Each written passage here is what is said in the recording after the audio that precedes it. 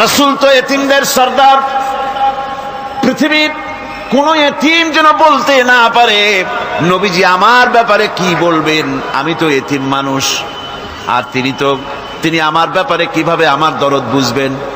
নবীজিকে আল্লাহ পাক কেমন এতিম বানালেন, সমস্ত দুনিয়ার এতিমদের সর্দার বানালেন। মায়ের পেটে যখন তিনি ছিলেন, 6 মাসের সময় মায়ের পেটে থাকাকালীন বাপের এতিম হয়ে গেলেন। যখন প্রসব বেদনা শুরু হয়েছে মায়ের, দুনিয়ায় যখন তিনি আসবেন, হযরতে আমেনা ঘরের ভিতরে বসে তার অবস্থাটা কি, এই সন্তান পৃথিবীতে আসতে পারে যিনি সবচাইতে বেশি খুশি হবেন তিনি তো আজ দুনিয়ায় নাই। মনের ভিতরে কত কষ্ট। আল্লাহ রাব্বুল আলামিন তার হাবিবকে দুনিয়া আনলেন। রাসূলের দাদা ঘরের সামনে তাঁবুর সামনে দাঁড়ায়া তায়েফ থেকে আগত সাদিয়া গোত্রের লোকদেরকে বলতেছেন, এই ঘরের ভিতরে একটা এতিম বাচ্চা আছে, বেশি টাকা কড়ি দেওয়া যাবে না, যদি দয়া হয় নিয়ে যাও। গরিব মানুষ, এতিম মানুষ দেখে শুনে কেউ আর নিতে চায় না। সবশেষে এলেন ভাগ্যবতী মেয়ে, ভাগ্যবতী মহিলা হযরতে হালিমাতুস সাদিয়া, তিনি এসেছেন। কোনো ছেলে পেলে পায় নাই, সকলের শেষে তিনি এসেছেন। আব্দুল মুত্তালিব বলছেন, এই ঘরের মধ্যে একটা এতিম বাচ্চা আছে, দয়া হলে নিয়ে যেতে পারো।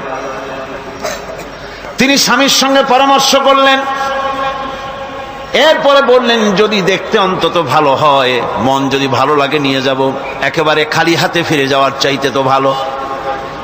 হযরতে হালিমা বলেন, আমি ঘরের মধ্যে প্রবেশ করলাম, মা আমেনার কোল থেকে শিশু মুহাম্মদ সাল্লাল্লাহু আলাইহি সাল্লামকে যখন আমি কোলে নিলাম, আমি হুজুরের চেহারার দিকে নজর করে দেখলাম, আমার কাছে মনে হলো যেন পূর্ণিমার চাঁদটা আমার কোলে ধরা দিয়েছে। রাসূল কি শিশু মুহাম্মদ সাল্লাল্লাহু আলাইহি সাল্লাম কি যখন নিয়ে বাড়ির দিকে রওনা হলাম, যে গাধা আমার সকলের পেছনে এসেছে সেই গাধা এখন সকলের আগে ছুটে চলে যায়। এরপরে বাড়ি যখন নিয়ে গেলাম, কুয়ায় পানি বাড়লো, গাছে ফসল বাড়লো, খেজুর গাছে খেজুর বাড়তে লাগলো, জমিনে ফলন বেড়ে গেল। রাসূলের দুধ বোন সাইমা রাসূলকে নিয়ে মুহাম্মদ সাল্লাল্লাহু আলাইহি সাল্লাম তাকে দোলনা নিয়ে দোল দিতেছে। কি আশ্চর্য অবস্থা! সাইমা তাকে দোল দিচ্ছে আর বলতেছে, বেঁচে থাকুক মুহাম্মদ সাল্লাল্লাহু আলাইহি ওয়াসাল্লাম, সে দীর্ঘজীবী হোক। কবি লিখতেছেন, কি আশ্চর্য কথা, বেদুইন বালিকা কারে নিয়ে দোল দেয় সে কি তা জানে? বিশ্বনবী মুহাম্মদ রাসূলুল্লাহ সাল্লাল্লাহু আলাইহি ওয়াসাল্লাম এভাবে এতিম অবস্থায় জীবন তার শুরু হলো। যখন তিনি ফিরে এলেন 6 বছর বয়সের সময়, যখন মায়ের কাছে তিনি ফিরে এসেছেন, প্রতিদিন তিনি খেলা দেখতে যান ময়দানে। ইতিহাসের মধ্যে লেখা হয়েছে, মা প্রতিদিন সন্ধ্যার সময় তাকে ফিরে পান। আজকে সন্ধ্যা হয়ে গেছে, শিশু মুহাম্মদ সাল্লাল্লাহু আলাইহি সাল্লাম বাড়ি ফেরেন না। কারণ কি, কেন বাড়ি ফেরে না? সন্ধ্যার দিকে তিনি চলে গিয়েছেন পাহাড়িয়া ময়দানে, যে দেখেন ধুধু করতেছে চতুর্দিকে, সন্ধ্যা হয়ে গেছে, অন্ধকার হয়ে গেছে, কোনো ছেলে পেলে নাই, কেউ নাই। পাহাড়ের পাদদেশে বসে শিশু মুহাম্মদ সাল্লাল্লাহু আলাইহি সাল্লাম কাঁদতেছেন। মা প্রশ্ন করলেন, বাবারে সন্ধ্যা উত্তীর্ণ হয়ে গেল, কেন একা একা বসে বসে কাঁদো? তিনি বলছেন, মাজি আজ কদিন খেলা দেখতে আসলাম ময়দানে, প্রতিদিন দেখি যখন সন্ধ্যা হয়ে যায় মুরব্বী শ্রেণীর কিছু লোক আসে, ছেলেকে নাম ধরে ডাক দেয়, ছেলেরা দৌড়ে তার বাবার কাছে চলে যায়, আর বাবা ছেলেকে কোলে নিয়ে মুখে চুমা দিয়ে বাড়ির দিকে নিয়ে যায়। আমি আজ কদিন পর্যন্ত এই ময়দানে এলাম, কোনদিন সন্ধ্যাবেলায় তো কেউ এসে আমাকে মুহাম্মদ বলে একটা ডাক দিল না। আমার আব্বা কি নাই? আল্লাহ রাব্বুল রব্বুল আলামিন বলেন, আলাম ইয়াজিদকা ইয়াতীমান ফাআওয়া, এরকম এতিম অবস্থায় পেয়ে আমি কি আপনাকে আশ্রয় দেই নাই? আপনাকে আমি পেয়েছি এতিম অবস্থায়, এরপরে আমি আপনারে আশ্রয় দিলাম। ওয়া ওয়াজাদাকা দাল্লান ফাহাদা, এরপরে আমি আপনাকে পথ হারা পেলাম, আমি আপনাকে পথের দিশা দিয়া দিলাম। ওয়া ওয়াজাদাকা আইলান ফাআগনা, এরপরে আমি আপনাকে দরিদ্র অবস্থায় পেয়েছি, তারপরে আমি আপনার দারিদ্র মুক্ত করেছি আপনাকে। সুতরাং ফাআম্মাল ইয়াতীমা ফালা তাকহার ওয়া আম্মাস সাইলা ফালা তানহার ওয়া আম্মা বিনি'মাতি রাব্বিকা ফাহাদ্দিস।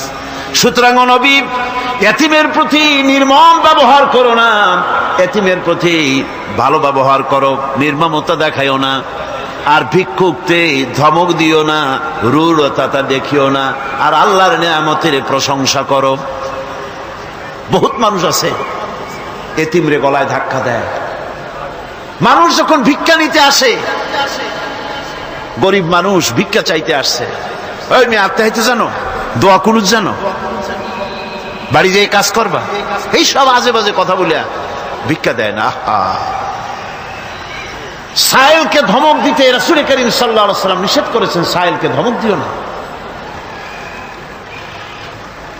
গাড়িতে বসে যাচ্ছেন সাহেব, ট্রাফিক মোড়ে যখন সিগন্যাল জ্বললো, গাড়িগুলি দাঁড়ায় গেল, ফকির এসেছে, হাত নাই পাও নাই, বুড়া মানুষ, একটা পয়সা বার করে না। আবার এই মানুষটি ওই ফকিরকে ধমক দিয়া বার করে দিল। এরপরে এই লোকটি যখন কোনো মাজারের কাছে পৌঁছে গেল, 500 টাকার কড়কড়ে নোটটা ফেলে দিল। বলেন টাকা দরকার কার? মরা মানুষের না জিন্দা মানুষের?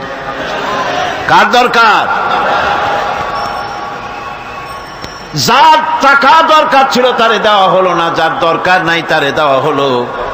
এরপরে লোকটা না খেয়ে যখন মারা গেল, পথের ফকির, রাস্তার ফকির, না খেয়ে মারা গেছে।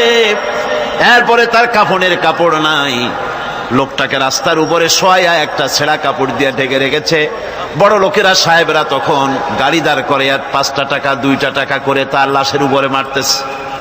এটা মানবতার এর চাইতে লাঞ্ছনা, মানবতার জন্য এর চাইতে গঞ্জনা আর কিছুই হতে পারে না। মানবতার প্রতি লাঞ্ছনা, এর থেকে আর দুর্গতি কি হতে পারে? বেঁচে থাকার সময় 1টা টাকা আপনি দিলেন না, মরে যাওয়ার পর বিদায় হয়েছে বালাই, এখন দেওয়া শুরু করেছে। আমার বন্ধুগণ, এজন্য এতিমের প্রতি দরদ করার জন্য আল্লাহ পাক কোরআনের ভিতরে পরিষ্কার বলেছেন। রাসূল করিম সাল্লাল্লাহু আলাইহি ওয়াসাল্লাম নিজে এতিম ছিলেন, আর এতিমের প্রতি তার এত দরদ ছিল, একবার তিনি ঈদের দিকে নামাজ পড়ার জন্য যাচ্ছেন। প্রতিমধ্যে দেখেন একটা বাচ্চা ছেলে কাঁদতেছে। এই রাস্তায় কত মানুষ গেল, কেউ দাঁড়ালো না থমকে, বাচ্চার ক্রন্দন কাউকে থামাইতে পারলো না। কিন্তু বিশ্ব নবী, দয়ার নবী রাহমাতুল লিল আলামিন বাচ্চার কান্না দেখে পাও বাড়াতে পারলেন না। নবীজি দাঁড়ায় গেলেন, জিজ্ঞেস করেন, ও বাচ্চা, ঈদের দিনে কাঁদো কেন? ঈদের দিনে তো কাঁদতে নাই। বাচ্চা বলে, তোমার কাছে বলবো না, আমি সেই সকালবেলা থেকে বসে আছি, আমি যদি মক্কার আব্দুল্লাহর পুত্র মুহাম্মদ রাসূলুল্লাহ সাল্লাল্লাহু আলাইহি সাল্লামকে পাই, মনের দুঃখ তার কাছে বলবো। বিশ্ব নবী জমিনের উপরে বসে পড়লেন, বাচ্চারে কোলের উপরে উঠায় বলেন, বাচ্চা বলো কি তোমার দুঃখ? তুমি যার জন্য বসেছো আমি তো সেই এতিম নবী, কি বলতে চাও? বাচ্চা বলতেছেন, ইয়া রাসূলুল্লাহ, আমার বাবা মারা গেছে সেই ছোট্টবেলায়, একেবারেই তখন মায়ের পেট থেকে আমি আসার পর বাপ মরে গেল, আমার মা আর একজনের সঙ্গে বিয়ে বসেছে, সেই পুরুষটি আমারে দেখতে পারে না, আমার মা যদি আমারে কোলে করে এসে সহ্য করতে পারে না, আমারে চুমা খাইলে সহ্য করতে পারে না, আমারে খাবার দিলে মা মার খায়, আজ ঈদের দিনে রাতে আমার মা আমাকে বলল, বাবারে তোমার কপাল খারাপ, তোমার বাবা মারা গেছে, তোমাকে সাহায্য করার কেউ নাই, আমি তোমার যত্ন করতে পারলাম না, কোলে নিয়ে সুমাও দিতে পারি না, আমার এমনই কপাল খারাপ। সুতরাং এতিমের দরদ এতিম ছাড়ার কেউ বুঝবে না। তুমি আজ চলে যাও, ওই রাস্তায়, ঈদের রাস্তায় দাঁড়ায় থাকো, মাঠের রাস্তার পাশে, বিশ্ব নবীর কাছে তোমার দুঃখ বলো, এতিমের দুঃখ তিনি বুঝবেন। আমি মায়ের কথা মতো এই জায়গায় এতক্ষণ বসে আছি, হুজুর আপনি দয়া করে, আমার কথা তো আপনার কাছে বললাম, আমার মনের এই দুঃখ। নবীজি বাচ্চার কথা শুনতেছিলেন, চোখ দিয়া পানি পড়তেছিল। বাচ্চাকে বুকের সঙ্গে জড়িয়ে ধরে নবীজি বলেন, ও এতিম, মুহাম্মদ সাল্লাল্লাহু আলাইহি ওয়াসাল্লাম যদি তোমার পিতা হন আর হযরতে আয়েশা যদি তোমার মা হয়ে যায়, বলো তোমার মনের দুঃখ মেটে নাকি?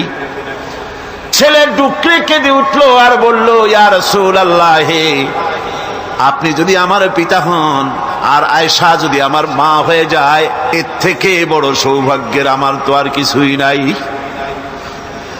নবীজি এতিমকে বাড়ি নিয়ে গিয়ে হযরতে আয়েশার হাতে তুলে দিয়ে বললেন, আয়েশা রে, পবিত্র ঈদের দিনে আল্লাহ রাব্বুল আলামিন তোমার জন্য একটা উপহার পাঠিয়েছেন, এটা যত্ন করো। এতিমের প্রতি দরদ রাখার জন্য আল্লাহ রাব্বুল আলামিন বলেছেন, এতিম, মিসকিন, বিধবা, অসহায় লোক, তাদের প্রতি যাতে করে মুসলিম সমাজ লক্ষ্য রাখে, সেজন্য আল্লাহ পাক নির্দেশ করেছেন। বুখারী এবং মুসলিম শরীফের হাদিসে এসেছে, আস-সাই আলাল আরমালাত ওয়াল মিসকিন কাস-সাই ফি সাবিলিল্লাহ। বিধবাদের জন্য, মিসকিনের জন্য কেউ যদি কোনো উদ্যোগ গ্রহণ করে, কেউ কোনো সাহায্য দেয়, জিহাদের ময়দানে জিহাদ করে আল্লাহর রাস্তায় যে সওয়াব পাওয়া যায়, যে মর্যাদা পাওয়া যায় আল্লাহর কাছে, এতিম, মিসকিন, বিধবাকে সাহায্য করলে সেই সওয়াব আল্লাহ রাব্বুল আলামিন আমলনামায় দিয়ে দেন।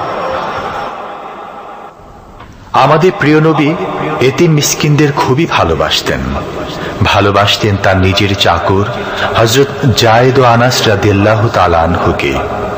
সে সম্পর্কে এখন আলোচনা করা হচ্ছে।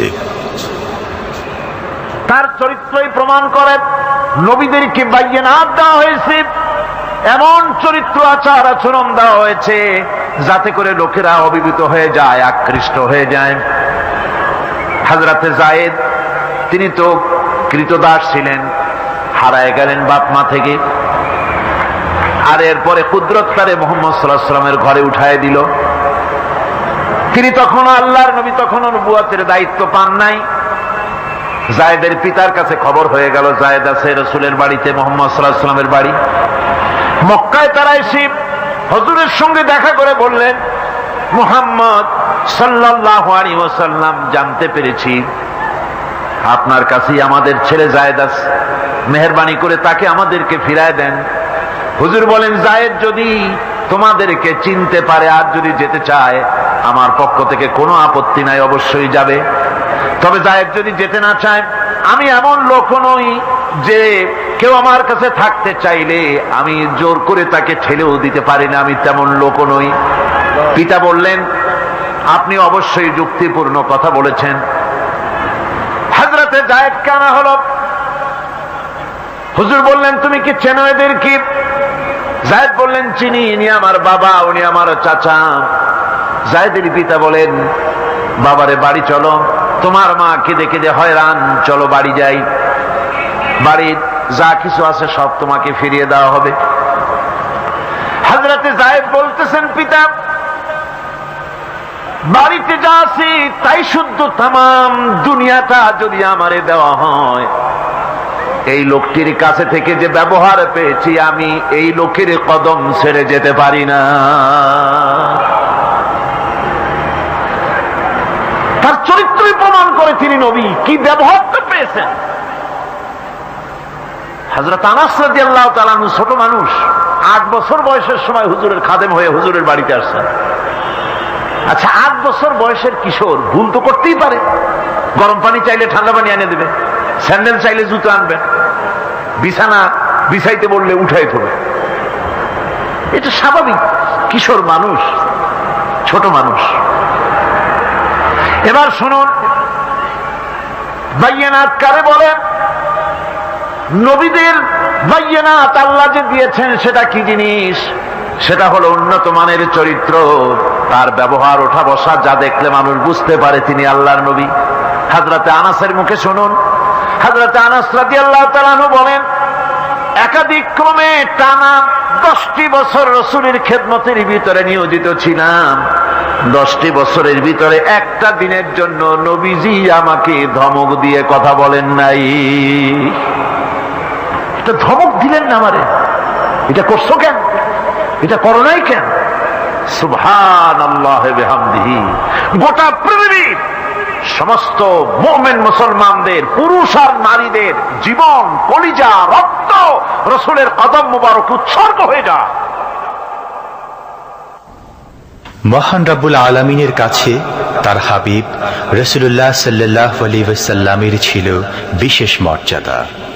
আসুন আমরা সে সম্পর্কে আলোচনা শুনি। আমার ভাইরা, রাসূল পাক সাল্লাল্লাহু আলাইহি ওয়াসাল্লাম আল্লাহর নবী এমন এক মহান সত্তা ছিলেন যে তিনি দোয়া আল্লাহর দরবারে হাত উঁচু করতে দেরি আছে, কিন্তু দোয়া কবুল হতে দেরি নাই। হিজরত করে মদিনায় এসেছেন, নামাজ পড়তে দিল চায়, কাবা শরীফের দিকে ফিরে যদি নামাজ পড়তে পারতাম দিলটা বড় ভালো লাগতো, কিন্তু হাত উঁচু করে মোনাজাত করতেছেন না, আল্লাহর কাছে বলতেওছেন না যে আল্লাহ তুমি আমার কিবলাটা বাইতুল মুকাদ্দাস থেকে ফিরাইয়া মক্কা শরীফে বাইতুল্লাহর দিকে ফিরাইয়া দাও। মুখেও বলতেছেন না, মনেও না, শুধু আকাশের দিকে বারবার তাকাচ্ছেন, মোনাজাত করেন নাই। মনে মনে আশা পোষণ করতেছেন যদি এমন একটা ওহী নাজিল হয়ে যেত। আল্লাহ রাব্বুল আলামিন সঙ্গে সঙ্গে রাসূল জোহরের নামাজ পড়তেছিলেন, 2 রাকাত পড়া হয়ে গেছে, এমন সময় ওহী নাজিল হয়ে গেল, ক্বাদ নারা তাকাল্লুবা ওয়াজহিকা ফিস সামা। ও নবী, আমি দেখতে পেয়েছি বারবার আপনি আকাশের দিকে তাকাচ্ছেন। সুবহানাল্লাহ, আমি দেখতে পেয়েছি।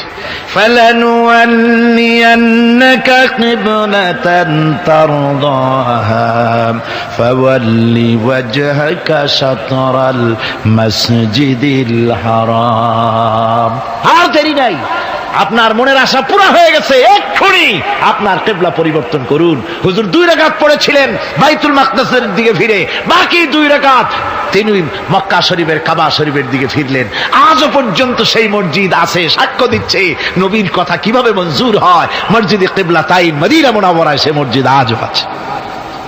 ভাইরা আমার, রাসূল পাক সাল্লাল্লাহু আলাইহি ওয়াসাল্লাম এত বড় মর্যাদা সম্পন্ন ব্যক্তিত্ব, মহান ব্যক্তিত্বের উম্মতের মধ্যে আল্লাহ আমাদের শামিল করেছেন। শুকরিয়া স্বরূপ আমরা পড়ি আলহামদুলিল্লাহ। জোরে সোরে পড়েন আলহামদুলিল্লাহ। আমার ভাইয়েরা, মর্যাদা এত বেশি আল্লাহ রাসূলকে আল্লাহ রাব্বুল আলামিন দান করেছেন।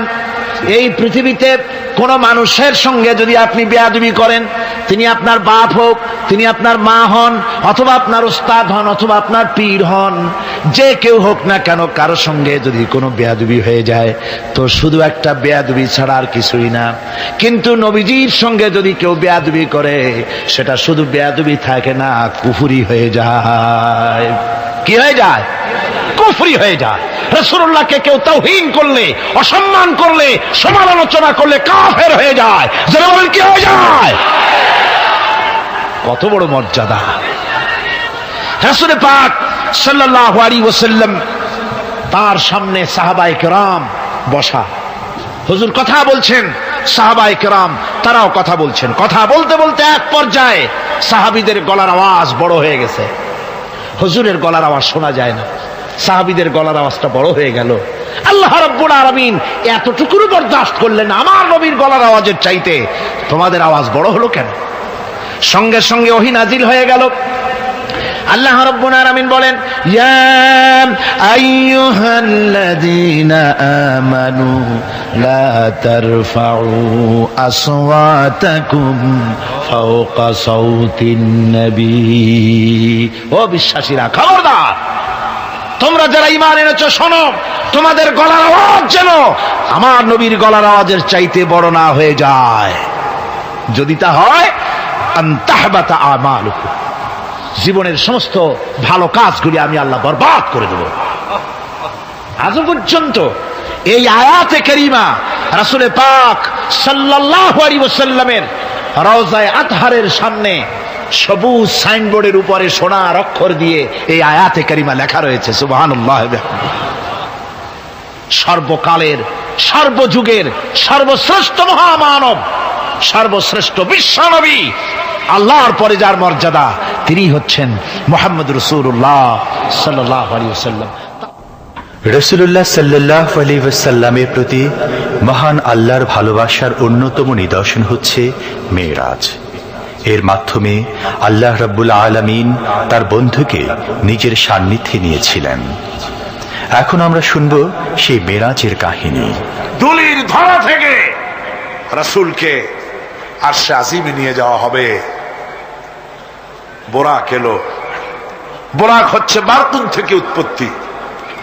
এর অর্থ হচ্ছে বিজলি, বৈদ্যুতিক গতি সম্পন্ন, ঘোড়ার চাইতে ছোট, খচ্চরের চাইতে বড়, এই জাতীয় একটা প্রাণীর মতো হযরতে জিবরাইল নিয়ে আসলে। আমাদের দেশে কারো কারো বাড়িতে আয়নায় বান্দানো থাকে এই ছবিটা। ঘোড়া আছে, দুইটা ডানা আছে, মাথাটা মেয়ে লোকের মতো, চুলগুলো ঝুলে পড়ছে, নিচে লেখা আছে হাজা বোরাকুন নবী সাল্লাল্লাহু আলাইহি ওয়াসাল্লাম। আন্দাজে কোথায় পাইছে আল্লাহ, মিথ্যে কথা, বাজে কথা। আল্লাহ এরকম একটা মেয়ে লোক মার্কা ঘোড়া পাঠাইছিল হুজুরকে নেওয়ার জন্য, এটা কথা হইল। রাসূলকে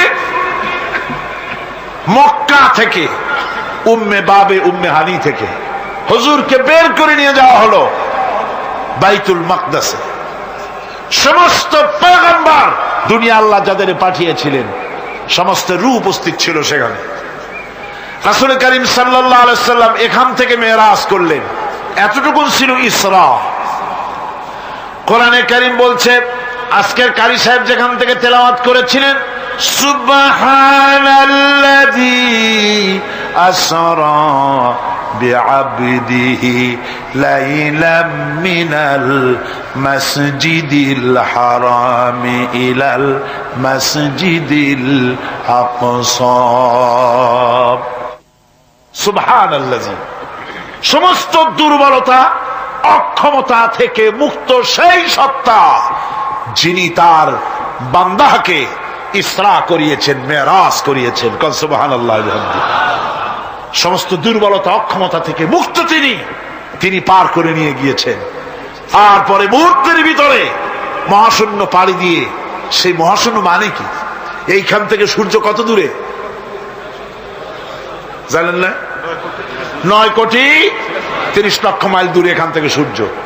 সেই সূর্য, তারপরে রয়েছে গ্যালাক্সি, মিল্কি ওয়ে, গ্রহ নক্ষত্র, সে যে কত দূরে, যে সমস্ত তারকা, এমন বহুত তারকা আছে যে তারকা সৃষ্টির পর তার আলো পৃথিবীর মাটি আজ পর্যন্ত স্পর্শ করে নাই, অথচ আলোর গতি প্রতি সেকেন্ডে কত মাইল? 1,86,000 মাইল। এই 1,86,000 মাইলের সেকেন্ড, এর মিনিট, এর ঘন্টা, এর দিন, এর সপ্তাহ, এর মাস, এর বছর, এটাকে বলা হয় লাইট ইয়ার, আলোকবর্ষ। সেই তারকা তৈরি হওয়ার পর কত সহস্র সহস্র লাইট ইয়ার চলে গেল, আজ পর্যন্ত সেই তারকার আলো পৃথিবীর মাটি স্পর্শ করতে পারে নাই। তাহলে সেই তারা কোথায়? আল্লাহ রাব্বুল আলামিন তার হাবিবকে চাঁদ, সূর্য, গ্রহ, নক্ষত্র, মহাশূন্য পাড়ি দিয়ে, তারপরে 7 আকাশ পাড়ি দিয়ে সিদরাতুল মুনতাহা পর্যন্ত নিয়ে গেলেন। জোরে কোন সুবহানাল্লাহ। এবার সিদরাতুল মুনতাহা পর্যন্ত যাওয়ার পথে যত ঘটনা ঘটলো, সেগুলো আপনারা ইতিহাস থেকে পড়ে নেবেন, ওগুলি বলার সময় আমার কাছে নাই। সিদরাতুল মুনতাহায় যাওয়ার পর হযরত জিবরাইল বলেন, আর আমি যেতে পারবো না, এটা হলো বিপজ্জনক বর্ডার। আমি যদি আর এক চুল অগ্রসর হই তাহলে আমি জ্বলে পুড়ে ছাই হয়ে যাব, আমার আর যাওয়ার অধিকার নাই। হুজুর সেখানে বসে থাকলেন। জিবরাইল বলে গেলেন, এখান থেকে আপনাকে নেওয়ার কুদরতি ব্যবস্থা হয়ে যাবে। রাসূল দুনিয়ায় ফিরে এসে হযরতে বেলালকে ডেকে বলেছিলেন, বেলাল গো, এমন কি আমল তুমি করো আমারে শোনাও। হযরতে বেলাল বলেন, হুজুর আমার আমল তো সব আপনি জানেন। কয় না, কি করো শোনাও। বেলাল বলেন, হুজুর খাস আমলের মধ্যে এতটুকু আছে যে আমি কখনো বিনা উজুতে থাকি না, যখন উজু চলে যায় উজু করি আর উজুর ইহতিমামের জন্য 2 রাকাত নফল নামাজ পড়ি। হুজুর বলেন, বেলাল তুমি এই আমল ছাড়বা না, কারণ সিদরাতুল মুনতাহায় হযরত জিবরাইল আমারে যখন ছেড়ে চলে গেলেন আমার একা একা বড় ভয় লাগতে লাগলো। তখন আমার মনে হচ্ছিল তুমি যেন আমার চতুর্দিকে হাঁটতেছো। আমার ভাইরা, রফরফ নামক বিছানা চলে এলো। কুদরতি এই বিছানায় চড়ে নবীজি আল্লাহ রাব্বুল আলামিনের দরবারে আরশে আজিমে পৌঁছে গেলেন। জোরে বলেন সুবহানাল্লাহ, জোরে বলেন সুবহানাল্লাহ। যেখানে পৃথিবীর কোন মানুষের যাওয়া সম্ভব নয়, গোটা পৃথিবীর মানুষের মর্যাদা আল্লাহ পাক বাড়ায় দিলেন, আরশে আজিমে হুজুরকে নিয়ে গেলেন। তারপরে তিনি কথাবার্তা হুজুরের সাথে কি বললেন সেই কথাগুলি নিয়ে আমাদের দেশে কথা হলো এই যে হুজুরকে নিয়ে আল্লাহ 5 ওয়াক্ত নামাজ দিছিলেন তো 50 ওয়াক্ত। মুসা আলাইহিস সালামের সাথে দেখা না হইলে তো কাম সারছিল, আমাদের আর উপায় ছিল না। আরে ভাই, শুধু নামাজ দেওয়াই যদি উদ্দেশ্য হবে তাহলে রোজার মতো তো আল্লাহ দুনিয়ায় বসে দিতে পারতেন কিনা, হজের মতো জাকাতের মতো পারতেন কিনা। শুধু নামাজের জন্য নয়, আল্লাহ পাকের কায়নাত দেখাবার জন্য আল্লাহ পাক তাকে নিয়েছিলেন। বেহেশত দেখাইছেন, দোজখ দেখাইছেন, ভালো কাজ করলে কিরকম শান্তি হবে, খারাপ কাজ করলে কিরকম শাস্তি হবে চোখে দেখাই দিয়েছেন মুহাম্মদ রাসূলুল্লাহ সাল্লাল্লাহু আলাইহি ওয়াসাল্লামকে। মেরাজ থেকে ফিরে এলেন, ঘরে এসে দেখেন উজুর পানি, উজু করে যে গেছিলেন উজুর পানি তখনও গড়াচ্ছে। যে দরজা দিয়ে বেরিয়েছিলেন দরজাটা ধাক্কায় তখনও কাঁপতেছে। যে বিছানায় শোয়া ছিলেন সে বিছানায় মানুষ শুয়ে থাকলে যেমন উষ্ণ থাকে সেরকমের উষ্ণ ভাব তখনও আছে। কেমনে হলো মাথায় ঢুকবে না। সুবহানাল্লাহ কোন ঢুকবে, জোরে কোন সুবহানাল্লাহ। এটার ব্যাপারে কোন বিজ্ঞান দর্শন যুক্তির প্রয়োজন নাই। প্রয়োজন শুধু এতটুকু, আল্লাহ তার হাবিবরে নেবেন, কত দ্রুত নিবেন, কত দ্রুত পাঠাবেন এটা তিনিই ভালো জানেন, আমাদের কোনো জানার কথা না, ঠিক কিনা কর। তবে দৃষ্টান্ত যদি চান তাহলে আমি দৃষ্টান্তটা এভাবে দিতে পারি, বুঝাবার জন্য একটা দৃষ্টান্ত দিতে পারি। সেটা হলো এই, ধরেন বাংলাদেশে কোনো প্রেসিডেন্ট আসবে, পৃথিবীর যে কোনো দেশের এক প্রেসিডেন্ট আসবে। এটা আসার যখন খবর হয়ে যাবে তখন পত্র পত্রিকায় রুট বলে দেওয়া হয়, এই রুটে রাষ্ট্রীয় মেহমান রাষ্ট্রীয় অতিথি ভবনে আসবেন, এই রাস্তা দিয়ে সাধারণ ট্রাফিক চলাচল বন্ধ থাকবে। এয়ারপোর্ট থেকে নিয়ে রাষ্ট্রীয় অতিথি ভবন পর্যন্ত মেহমান না আসা পর্যন্ত সমস্ত ট্রাফিক চলাচল বন্ধ। মেহমান পৌঁছে যাবে, তারপরে আবার স্বাভাবিক ট্রাফিক চলবে। এটা জানেন কিনা? এইটা যদি পৃথিবীর সামান্য সলিমদ্দি কসিমদ্দি এই জন্য বলছি আজ আছে কাল নাই, ঠিক কিনা গণ। আজ মন্ত্রিত্ব গেল, কালকে রাস্তায় দাঁড়ায় বলবে রিকশাওয়ালা আমার একটু নেওয়া, বাজারে মাছ কিনতে যাব, ঠিক কিনা। সুতরাং এদের তো কোনো মর্যাদা নাই।